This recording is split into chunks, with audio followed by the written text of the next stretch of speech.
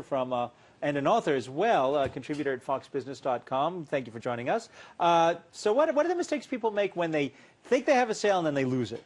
Well, you know, it's not just people, it's me too, right? Because I face this kind of stuff all the time. And I think the main mistake people make, and by the way, this is true not just for sales, it's true in relationships, it's true with your spouse or partner, it's true with, in general, when you're trying to influence. Dan Pink you forget to put the seat down and you get yelled at, the sale's done. That's exactly right. Sorry and Dan Pink wrote a great book called To Sell is Human, and the premise of that book is everyone's in sales. Right. Every single one of us is in sales. We're always selling ourselves, right? We're all selling ourselves. We're job interviews and which movie to go to. We're all selling.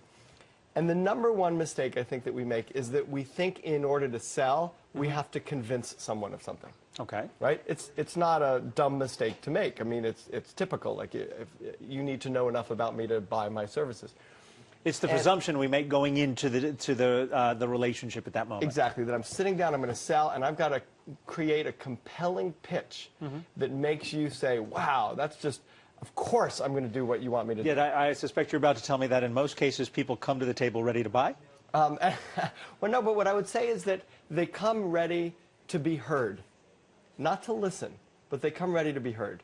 So the challenge that we have is we come in and we say, okay, I'm going to tell you all about my great product. I'm going to tell you all about my great idea. I'm going to influence you. And they're sitting there and they're saying, I have no relationship with this guy. I don't know this guy. I don't have a reason to necessarily trust him yet. And he's telling me all of this stuff, but he doesn't hear anything from me. And it's counterintuitive because you think if you're selling something, you have to convince someone of something.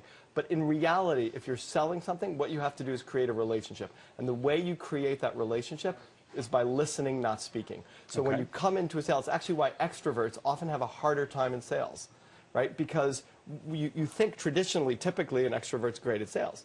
But in reality, they come in and they talk too much. Excuse me, what I'm hearing you say is that the car dealers actually do this very well. They never, at least the ones I've always dealt with, it's not the hard sell, it's the, here's my card, let me know how I can help you. Right. The opening question is, I'm going to listen. Right, that's exactly right. And in fact, you know, you look at job interviews and where people get hired in job interviews, it's when the interviewer has been doing most of the talking, right? And they talk, and the interviewee listens, and they walk out of that conversation going, I don't know what it is, but I like something about that person. They, you know, and it's because they were attentive. They were attentive to the relationship. They were attentive to the needs of the interviewer. And even though you would think in an interview, a job interview, you know, I've got to do all my time selling myself, that turns people off. Okay, so how you've got some pointers on how not to lose a sale. In fact, we can go through these. Let's pull the full screen up and show people.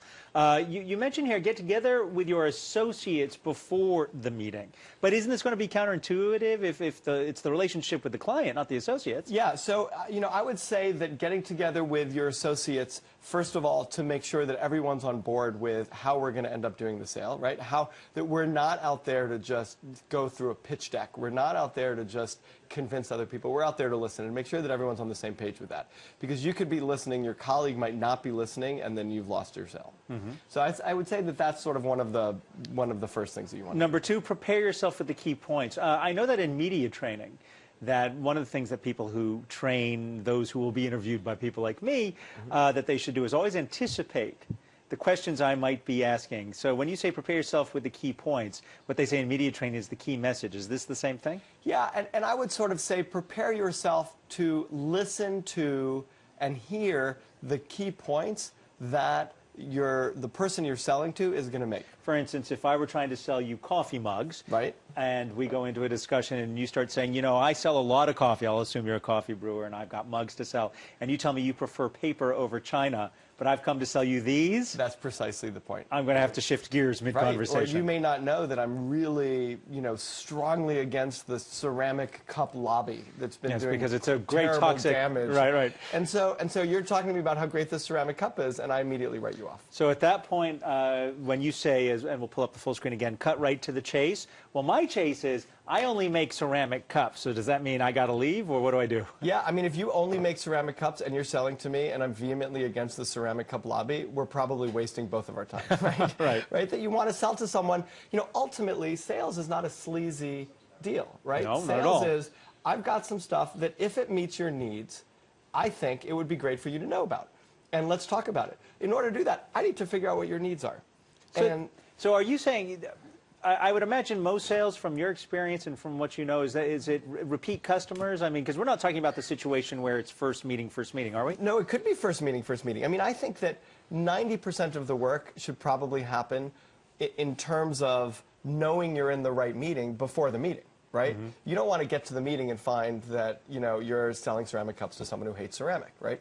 So you need to know a little bit about, or enough about, your prospect. But the trick is, if you know too much and you go in with this lack of humility, like, I know what it takes to, you know, to sell to you, and I know exactly what your needs are, and I'm going to prove it to you, then you've probably already lost the sale. So you need to understand enough about what someone else's needs are. But you can't go in there thinking you know what their needs are, because you lack the humility then to have the right kind of conversation. So are you writing about this, and is it on the blog today? Yeah, it's on the blog today. Okay. In fact, let's. Do we have the website? Can we show the website, and you can read that? Yep. And there it is.